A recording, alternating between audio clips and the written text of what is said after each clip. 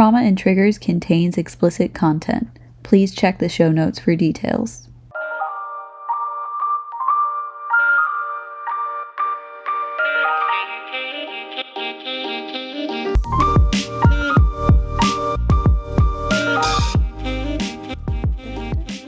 Tomorrow. I don't really know the rest of this. You never do. For somebody who hates musicals, I do sing a lot of songs from Annie on a regular basis. Something about that musical really stuck with you. I don't know why. Because, like, I told the viewers about my incessant need to be like, it's a hard knock life for us. Regularly. Almost every time I see you, I feel like... I do it all the time. When we used to work together multiple times a day. Are we recording right now? Yeah. Okay. Yeah, no, I like whenever somebody says something, I think they're like trying to, like they're complaining and I think it's stupid. I'll just be like, it's a hard knock life for us. So rude. Rude. So disrespectful, but like I can't not do it. Yeah. Like it just scratches an itch in my brain. That impulse control. Yeah. Sometimes you just gotta do it. Yesterday, this was really funny. I have been recently very dissociated and tired all the time. And when that happens, my filter decreases. My ability to stop saying whatever is coming to mind is really shit. It's bad. And yesterday I was at my boyfriend's apartment and the walls are thin there.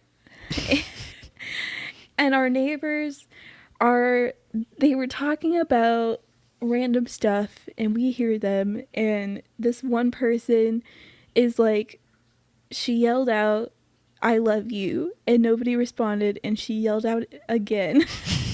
Oh, no. And I had an immediate reaction of nobody loves you back. I said it out loud.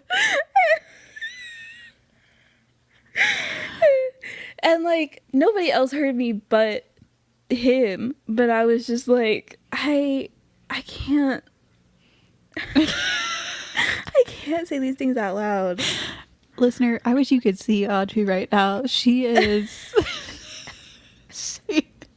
she is like rubbing her eyes in exhaustion at her own behavior. And like I'm used to being this way inside my own head. Like Yeah. I am comfortable with the state of my mind when it's private and only I'm hearing my thoughts. Mm-hmm. But it's so hard when my ability to, not say whatever is going on inside of my head goes away. 'Cause I think some wild shit. Absolutely. The tea is we all do. We all do. Yeah. Some of us just don't have the self-control to not say it. And I also do feel like some of us do think things other people don't. That's true. I think I'm one of those people. I agree. We hope you're one of those people too. Welcome to Trauma and Triggers. Yeah. I hope that woman is loved. It's not that I don't want her to be. It was just, why are you yelling so loud? Mama, the walls are thin. The walls are thin. We're tired of hearing you. I'm Sabrina. I'm Audrey. Today we're talking about dysfunctional familial roles. Amazing. We did it. Yeah, this is a great topic. So good. So relatable to both of us. Oh, yeah. In my experience, most families do have an element of dysfunction in them. For sure. I don't think it exists in a world that there is a perfectly functional, amazing family. Like, it's just not realistic. Yeah. I do think that there are definitely levels. Absolutely. And I think there are families out there that have healthy enough behavior for these roles to not necessarily fit. I definitely agree. I also it's been a hot second before we've mentioned that we are not experts. Yeah. I took a singular class in family theories. Yeah. I just Google a lot. It's just fun to talk about. Yeah. So this is just, you're just chatting with the girls. We're just hanging out, chatting. A casual topic. These are our thoughts. Yeah. Based on what other people have already said. Yeah. We do research for the show and we Yes. try to be accurate, but just a heads up about who we are. Don't use us as resources. Yeah, please don't. A lot of my content I don't typically mention in the podcast what articles I use, just because like I don't copy and paste nearly as much as Sabrina does. Okay. But a lot of my content in this episode I did copy and paste from a website by Psychology Today called 8 Common Dysfunctional Family Roles. So that's where I got this information from. I don't claim to have said it myself. I think I've just spent enough time in college that I'm like actually just afraid of being, accused of plagiarism. And I am happy to openly say that I am plagiarizing and giving credit. Yeah. So mind your business. I hate to be that person, but technically it's not plagiarizing. I know. Because it's not written down. I know. So you're good. But still. Yeah. No, I mean, even like, there's no legal issue, but it is just like, give credit where credit's due. For sure. These people did the research and we're just sitting here talking about it. Right. But anyways, starting off, what are dysfunctional family roles? There's a lot of different types of families out there. There's a lot of reasons why a family might be dysfunctional. Mm-hmm. Just as we, grow and develop in our lives, our families have a lot to do with our sense of self and how we understand our roles and placement within our environment. So when our families are behaving in a dysfunctional or toxic manner, Mm-hmm. children tend to mimic the unhealthy behavior. So a lot of these roles that we're learning from our family typically will reflect the dysfunctionality of the family. And a major part of these roles that it is important to acknowledge is that when these roles are existing, they're also maintaining the unhealthy behavior. Yeah. It's really hard to have a role within the family that's healthy Mm-hmm. when everybody else is unhealthy. Right. You just you're going where you're going, Mm-hmm. and nobody has a choice in this. So Yeah, it's hard even outside of like family roles. When you're in like a dysfunctional system, like workplace or like peer group or anything like that, it's hard to be functional. yeah. And often the system gets rid of the functional person. Right. Yeah. So, as always, a little bit of history. As always. It's, When I brought this up to Audrey, she was like, how? How are you going to do this? And you know what? You found it. I give did you it. credit. Thank you. So, a large part of these roles that we're going to talk about specifically come from family systems theory. Like, it's an expression of that theory. There are several people within the field of psychology, social work, addictions work who contributed to coming up with this theory. I kind of just wanted to hit on 3 people who helped develop this. The first guy, his name is Salvador Munichin. His family was Russian Jewish immigrants, and he actually was born in Argentina and immigrated to America later. In 1967, he began his career in America in Philadelphia, and he worked with women who had anorexia. One of the things he observed there was a pattern that kept arising in these families where the woman would be anorexic, or the young girl would be anorexic, but there was layers of dysfunction and similar archetypes coming up in the rest of the family.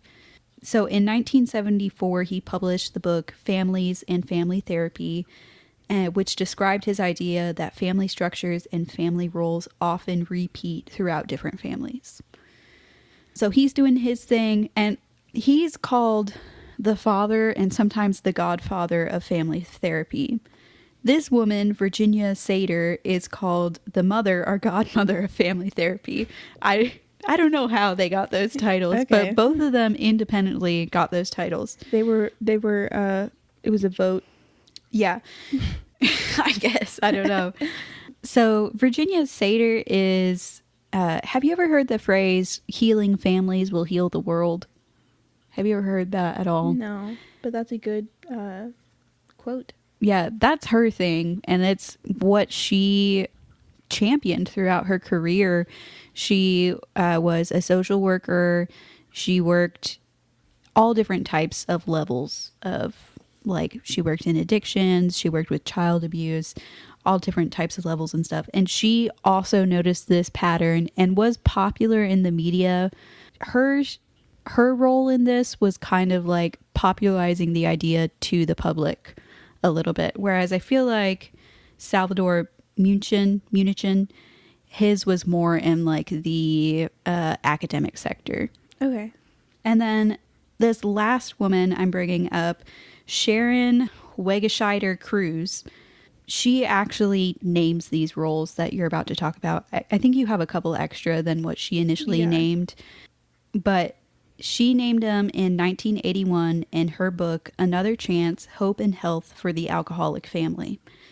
So she first identifies these roles specifically for alcoholic families, or families where one person is an alcoholic, multiple people are alcoholics. She didn't broaden the term to different types of family dysfunction. But after she develops these terms, other researchers start using these terms for different family structures, child abuse, narcissistic parents, all the different types of family structures and family dysfunction. So initially it came out of alcohol and addiction research. Okay. That's not too surprising. No, I don't think so either. I feel like a lot of family theories happen through like the one person who is the problem in the family. Because they're interacting with these therapists more often than anybody else would. Right. So I think that it's not super surprising that that's like anorexia and addiction were the ones where people were like noticing themes. We don't really bring this up a ton when we talk about different mental health stuff, but there is an element of families contributing to it. Oh, absolutely. We typically talk about, society as a whole and not necessarily the smaller society that you live with. But I mean, families are such a big part of people's lives. It's how you start to like understand yourself, how you build self-esteem, how you like, if that is reflected poorly by the people around you, you're gonna be a little fucked up. yeah, it's just gonna happen. It is what it is. That's, it's a brief history. There are just like, as psychology is developing, Sigmund Freud talks about his theories of mothers and fathers having impact, but it's not really until we start doing like addiction and specific like acute stuff like that these different psychologists, psychiatrists really notice like this is an expression or part of an expression of the dysfunctional family as a whole. Right. Well, moving on into the actual roles, I'm going to discuss, what this person's role might have been within the family, and how they might be in adulthood. But like you said, there are a few roles that are added in this section that are not originally part of like whatever original theory happened. But either way, all of these roles are stemming from some sort of family dysfunction. So I wanted to make sure that they were added. First one, the golden child. This is the one that can do no wrong. They're typically put on a pedestal, and there's a lot of pressure to keep up that like sense of I'm the one that people think are amazing. So in adulthood, this role often manifests as perfectionism and a low sense of self. It's common for these people to become obsessively attached to other people because they learn to get their value and worth from external sources. The golden child, okay, so some of these are kind of similar. Yeah. And I separated them off of technicalities. But the golden child and the hero are definitely very similar. The hero is the one who is proving to the rest of the world that the family is all right. So they're putting on this mask to everyone else that, like, you know, everyone is doing great, everybody's doing wonderful. A lot of times they're, you know, popular in the community, or they're going to be, you know, very successful in the community. So in adulthood, they're drawn to achievement and success and are prone to perfectionism and being overworked. The mascot is the coping with humor person. This is the person who is diffusing conflict in the family. Oftentimes, they are skilled with humor and other methods of deflection. So they are intentionally drawing attention towards themselves and away from where, you know, the situation could turn volatile. Yeah. Do you care if I add something on with the mascot? So a lot of comedians and actors often are the mascot. Like a lot of comedians, they talk about how when they were a kid, they learned to be funny as a skill to cope with what was going on. And I just think that's interesting. Whenever I learn something about myself that comes from trauma or dysfunction, I feel sort of resentful towards what that trait is. Yeah. But there's still good that can come from that trait. Yeah. Like, spoiler alert, I was the mascot. Shocker. You know, I did use humor, and I do use humor to deflect. And sometimes it can go to the extreme where, you know, I'm not paying attention to my emotions, not holding people accountable because I'm constantly deflecting from the issue and stuff like that. But there is good that comes out of it too. And just because you may have had this dysfunctional role growing up doesn't mean you need to change that part of yourself necessarily. You just need to check in and keep a balance with this coping skill to make sure it's not causing you harm. So that's just what I wanted to say about these, because I often feel guilt and resentment when I am like, oh, so this came from this is somebody else's fault. Yeah. It's not me being funny. It's somebody else. Yeah, I agree with that. I definitely have had a lot of experiences where I learn about something and I'm like, oh, this is definitely connected to trauma. But a lot of times, like, I feel like my trauma has made me better in a lot of ways. It's made me more empathetic and more kind and understanding in a way that I don't necessarily think I would have been without it. So it definitely takes time to be able to, like, accept and view your experiences that way. And it's frustrating to do it. It's annoying. I still feel that resentment. I still feel that, like, frustration, but it's definitely helpful to, like, recognize that not all of these traits are bad. Right. Okay, moving on to the next role. We have the identified patient. The identified patient is the person who's frequently the family's reason for having problems, or perhaps their reason for coming to therapy. therapists are often call these people the identified patient of the family because, well, the family thinks this person is the reason for them coming to therapy. Clinicians know that the true issues run much deeper than the one person. Yeah. So this is kind of what I was talking about before with like addicts and that kind of thing becoming like stemming from all of this research. Mm-hmm. So I think that clinicians are just seeing and experiencing a lot more through the eyes of the patient rather than the family. The scapegoat, okay, the identified patient, if there is not like a resolution to the reason or the problem, or therapy is not helpful to the family, typically the identified patient becomes the scapegoat. So the scapegoat is the person who is the outlier of the family, the one who's different. They are the opposite of the hero and are often the focus of the family's problems. Sometimes the black sheep or scapegoat is the most honest of the family members. They're the one who broke away from the dysfunctional system, which is why, you know, they're the scapegoat, because they're not functioning within the system that the family wants them to function in. Next, the lost child. The lost child is the one who's just trying to survive unnoticed.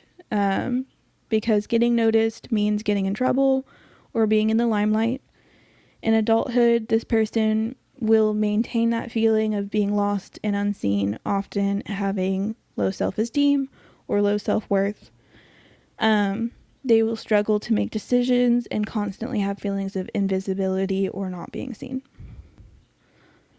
Next, the enabler. I need to take a breath. Yeah, you've been talking It's a lot for of a words. while. It's a lot of words. The enabler is the person who maintains the look or appearance of normalcy within the family.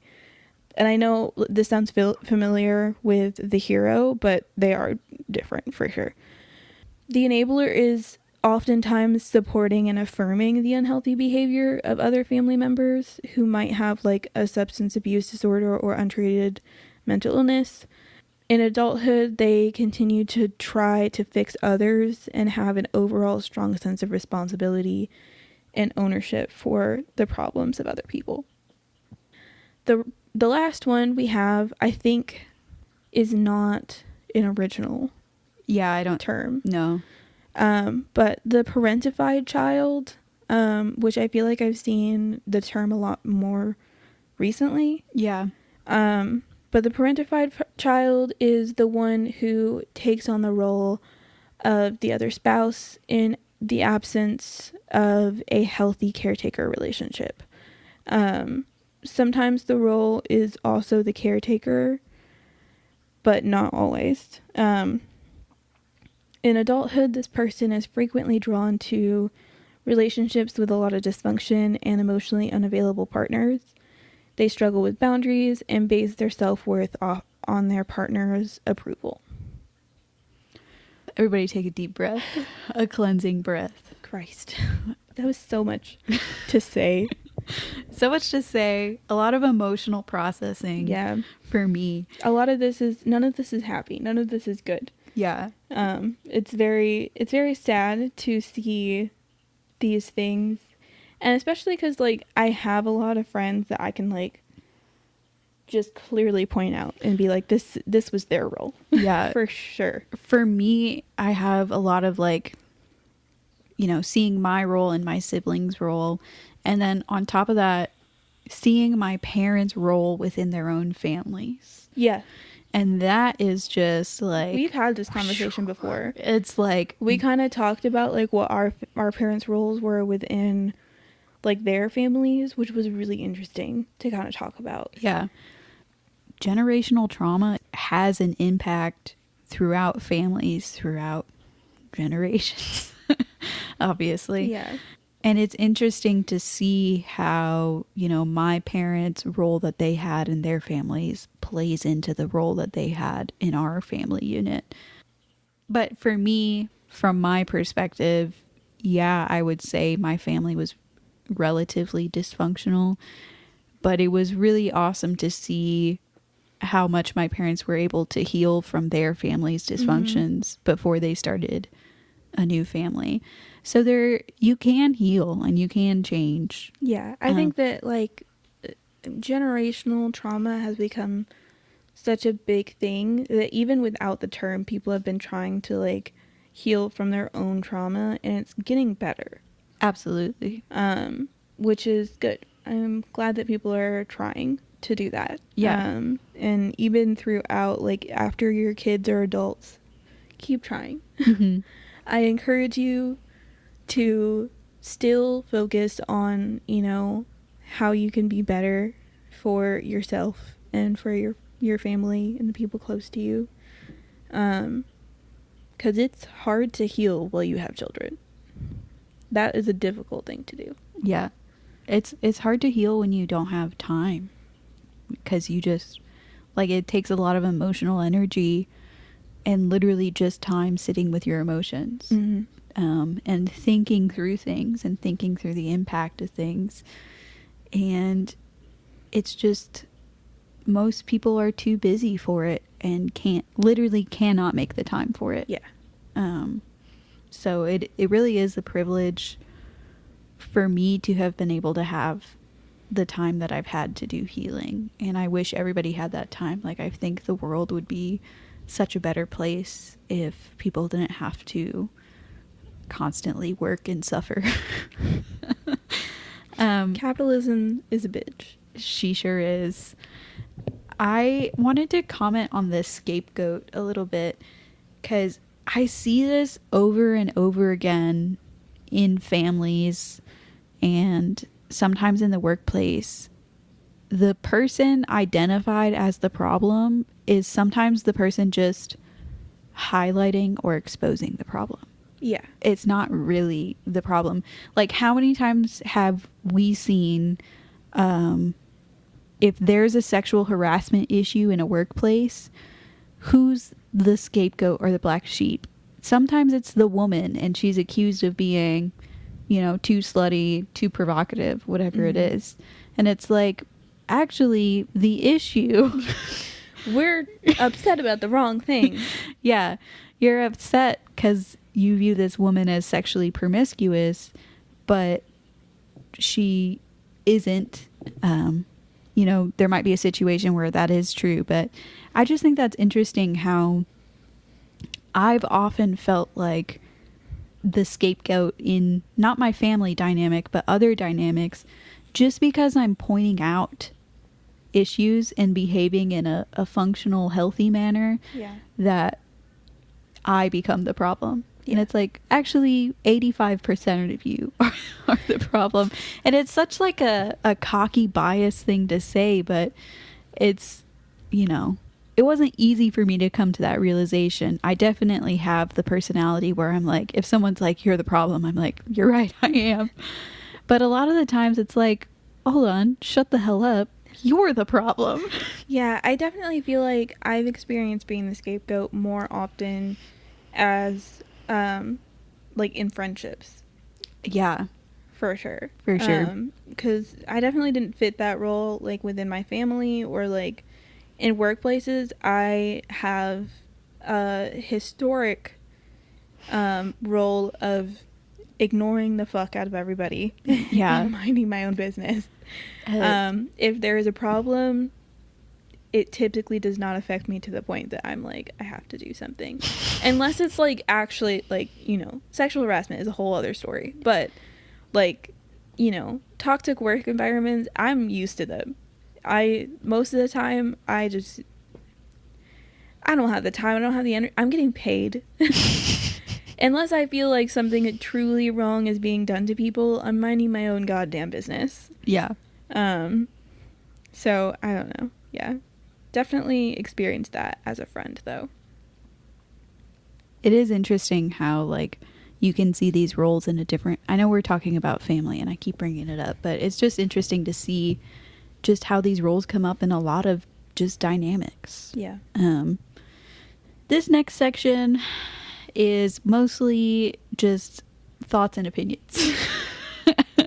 There was a little bit of research in it, but it's from my own perspective of trying to like heal myself in different information I've gathered over time. So the reason like knowing about this is important to me is it can be really helpful for yourself and for your community and the people around you. I listen to a lot of true crime podcasts, and a lot of the detectives and investigators, specifically the ones who investigate child abuse, pay attention to the family dynamic. They don't use it as like evidence in court and trial, but it's just something that they keep an eye on to help let them know if they should investigate further. Yeah. Because it says a lot, because it's not normal for there to be an enabler. If there's an enabler there, something's happening. You know what I'm saying? Mm-hmm. There's just certain signs within a family that you're like, okay, this isn't right here.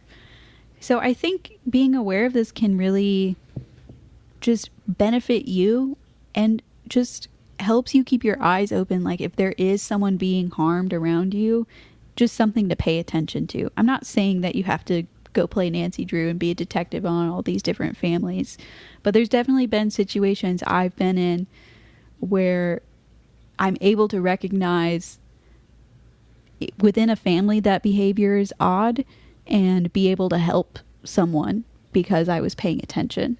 Yeah. Even outside of that, like for me, when we had this discussion a little while ago about family roles, because I hadn't heard about it before then, it was really healing for me almost have that confirmation that things weren't right. I wasn't just being crazy. There was a whole thing going on. Yeah. There was a whole situation going on there. It's very complex. Families are so complex. And it's like, it's definitely nice to kind of feel like you're not crazy. Yeah, and you're not alone. Yeah. And there's other people out there. And being able to recognize the role I was in really helped me find some balance. A lot of therapy for me has just been like adjusting coping skills to the life I have now versus what I had when I was a kid. Because if you can view your coping skills as something more neutral and not necessarily like toxic behavior of yourself, you can adjust it to what you're living now instead of what you're used to. Yeah, it's fascinating. It's fascinating, and just having this information will give you so much to gossip about with your other friend who's into psychology. Be like, girl, did you notice? I saw an enabler. Oh. You mentioned that you were the mascot within your family. Yeah, I also felt like I took on some of the parentified child. Yeah. Taking care of emotional needs of my parents. I feel like I probably had a little bit of that too. You don't necessarily just fit into one of these roles. There can be some overlap there. Yeah. And at different stages in my childhood, I could see, okay, you know, when I was in this age group, I was doing more of this. And then as I got older, I switched into this. Yeah, I definitely feel like the mascot was me. It's something I even do now. Like if someone upsets me, I just make a joke. I'm here for the laughs. It's a gift and Please. a curse. I don't want to be serious right now. Yeah. It's definitely, you know, I get it. I wish I could be the mascot. I don't think that anybody should wish to be any of these, for sure.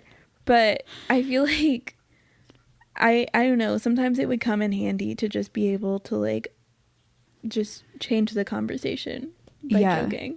I think it's interesting because I'm envious of yours. I mean, it sounds sad, the lost child. But I was never able to be unnoticed just because of how fucking Just annoying because of how I was. So that role didn't work for me. I will say sort of a double-edged sword of the mascot is people don't take me seriously because I'm always presenting things as jokes instead of being like, hey, that hurt my feelings. Yeah. Those words are even hard for me to say. No, you'll laugh through like anything. It's crazy. The amount of conversations we've had where like we've both just been laughing and then all of a sudden we burst out into tears. And it's not just like we're laughing so hard we cry. It's not just like we're gonna shed a few tears. We're sobbing. We were laughing and now we're sobbing. And we aren't necessarily sure why. Yeah. I say it all the time. Mental illness has to manifest somehow. You just gotta let her do her thing. Yeah. My personal role that I felt the most connected to, I do agree that like on some level I relate to the parentified child. I think that a lot of times I was put in a position where I was like in charge of watching to make sure people are okay and safe. And that's never fun. But the lost child, in case you don't remember, they're the ones just trying to go unnoticed. Which I'm great at to this day. It's a skill. Yeah, it is. And I was being genuine. It's something I'm envious of. Yeah, I think that like, again, like these roles are a reaction to your environment.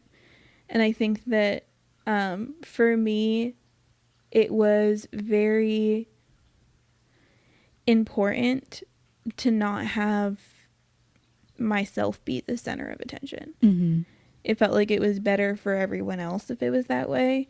But it made it to the point where like I was so disconnected to the rest of my family and to my own emotions and my own self. Like I just didn't really like know who I was at all, because I've spent so much of my time trying to make sure that like nobody else notices who I am. Yeah. Which I've spent a lot of time working on. But yeah, it's definitely it's a good time. We're having a good time. It's something like, it's hard because for me and for you, neither of our families was so dysfunctional that we had to cut off from them. I mean, there were points in time where like some of my family members were a little cut off. Yeah, but for sure. But so what I'm saying is like, I still want to be around my family and communicate with them and be around them. And it's so frustrating being around them and falling back into that same role instead of doing what's healthier for me. Yeah. And it's hard finding that balance of like using this role or coping skill, whatever you want to call it, to make yourself feel safe, but also trying to be the newer, more improved version of yourself. Yeah. I think one of my biggest triggers in like my daily life, but especially with my family, has been like people not understanding what I'm trying to say or like who I am. And I get like so offended. Like I get angry when people are misunderstanding what I'm trying to say. Yeah. And I think that a lot of that is just stemming from like, why aren't you hearing me? Yeah. Why don't you get it? So there's definitely a lot of like, I fall back into patterns. And I almost feel like, I don't know, I think that sometimes I do it more than the rest of my family. Like I'll be looking around and I'm like, is anybody else? Is this a problem for anyone else? Yeah. I think when you are the family member that has taken on the parentified child role,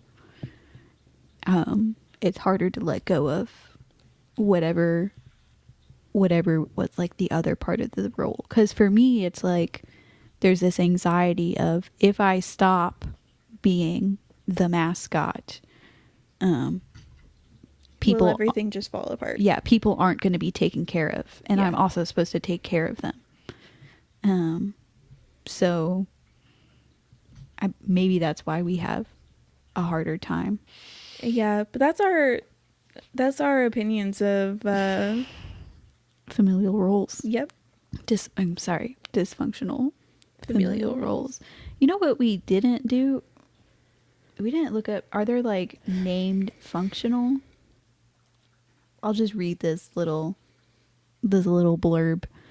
A functional family is one where the adults are at the center of the family, in charge and pulling together in the same direction, and are loving and caring towards the other members of the family. Like anybody who's had like a divorce in their family, conflict between the parents, like there's so many things that are causing dysfunction within a family. I feel like it's highly uncommon that people just have a functional family. Yeah, I mean, yeah. So, just quickly, here are the elements of a functional family: enjoy spending time together, clearly defined rules and roles, embraces mutual respect, doesn't abuse or neglect, engages in healthy conflict, and celebrates individual differences. Mama, healthy conflict did not happen in my family. Yeah, mine either.